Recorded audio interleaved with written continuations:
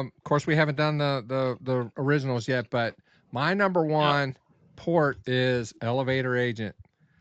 It was earlier in Mike's list, or I believe it was. Yeah, it was. No, it was Casey's list. Or Casey's list. I knew it was coming up high on yours because you love this game. I love this game too. Yep. I couldn't play this any more than I do. I love playing this, and it was so well done.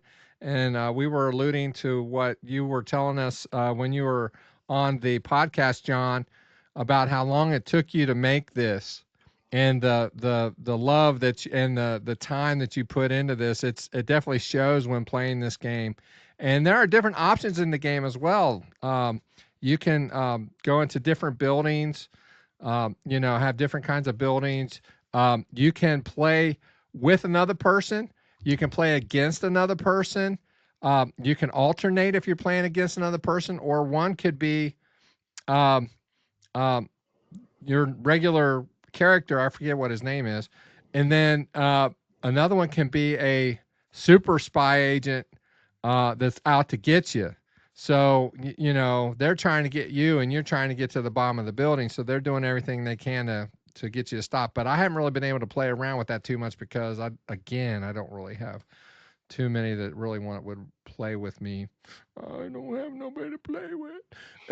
So, anyway.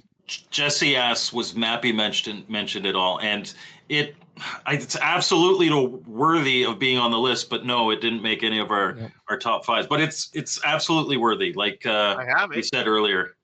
Now, John, I've got it. I've reviewed it. I gave it S tier review. But before we move on, I do want to say John Champeau, who's in the chat, who programmed this game, said that it was by far the most complicated game that he ever programmed.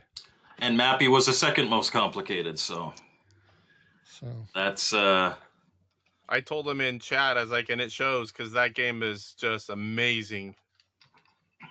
So good, so good.